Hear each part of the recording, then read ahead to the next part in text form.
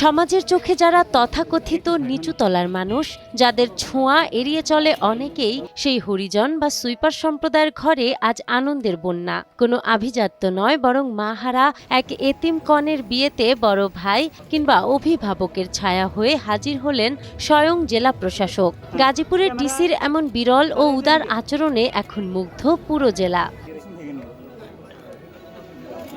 Gazipur city কর্পোরেশনের পরিচ্ছন্নতা কর্মী রতন বাসফোর, তার মেয়ে প্রীতিরানী বাসফোর এখন কলেজে পড়ছেন। সেই এতিম মেয়ের বিয়ের দাওয়াতে সাড়া দিয়ে গতরাতে সশরীরে উপস্থিত হন জেলা প্রশাসক মোহাম্মদ নুরুল করিম ভূঁইয়া। সাথে ছিলেন জেলা প্রশাসনের আরও কয়েকজন ঊর্ধ্বতন কর্মকর্তা। প্রশাসনের বড় কর্মকর্তাদের নিজেদের মাঝে পেয়ে আনন্দে আত্মহারা হরিজন সম্প্রদায়ের মানুষ। খুব ভালো লাগতেছে যে স্যার আমাদের মাঝে উপস্থিত হয়েছেন। আর কিছু বলা নাই, আমার মুখে কোনো কথা বলা না। স্বাধীনতা যুদ্ধের পরে প্রথম কোনো হরিজনের বিবাহ অনুষ্ঠানে মাননীয় মান্যবর জেলা প্রশাসক মহোদয় নিজে সশরীরে এত ব্যস্ততার মধ্যেও স্যার উপস্থিত হয়েছে। আমি সন্ধ্যাবেলা জানতে পেরেছি স্যার যেহেতু আজকে এসএসসি পরীক্ষা শুরু হয়েছিল, বিভিন্ন মিটিংয়ে আসেন, এই মিটিং থেকে সময় বের করে স্যার আমাদেরকে সময় দিয়েছেন। আমি আবারও স্যারকে আন্তরিকভাবে শুভেচ্ছা জানাচ্ছি। কোনো আভিজাত্য ছাড়াই সাধারণ মানুষের মতো কনের পরিবার ও আমন্ত্রিতদের সাথে সময় কাটান জেলা প্রশাসক। তিনি বলেন, কোনো পেশাই অমর্যাদার বা কম গুরুত্বপূর্ণ নয়।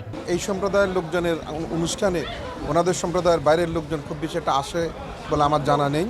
এই সম্প্রদায়ের মানুষেরও মানুষ, এই সম্প্রদায়ের যে পেশা সেটিও একটি পেশা, মর্যাদাকর পেশা। তা আমরা দেখতে চাই সমাজের সকল মানুষ সমান, সমাজের সকল পেশা মর্যাদাকর, মর্যাদা সম্পন্ন এবং সকল মানুষের একটি মানবিক মর্যাদা আছে, সেটা আমরা সমুন্নত করতে চাই। আরেকটি বিষয় হচ্ছে, যখন শুনলাম যে মেয়েটি মাহারা এবং এই ধরনের একটি সম্প্রদায়ের মেয়ে এবং সে নিজ চেষ্টায় অনেকটুকু পর্যন্ত পড়াশোনা করেছে, আমি চাই এই সম্প্রদায়ের মানুষগুলো আস্তে আস্তে শিক্ষা দীক্ষা শিল্পে সাহিত্যে আস্তে আস্তে এগিয়ে আসুক। আমরা যদি রাষ্ট্রের পক্ষ থেকে পৃষ্ঠপোষকতা করি, তাদেরকে উৎসাহ উদ্দীপনা দেই, তাহলে নিশ্চয়ই সমাজ থেকে এই সম্প্রদায় থেকে আরও জ্ঞানী গুণী শিক্ষিত মানুষ বেরিয়ে আসবেন। গাজীপুর মহানগরীর এই হরিজন কলোনিতে প্রায় ৩০০ পরিবার বসবাস করেন। ডিসির এই মানবিক উদ্যোগ সমাজের সাম্য ও ঐক্যের নতুন এক উদাহরণ সৃষ্টি করল।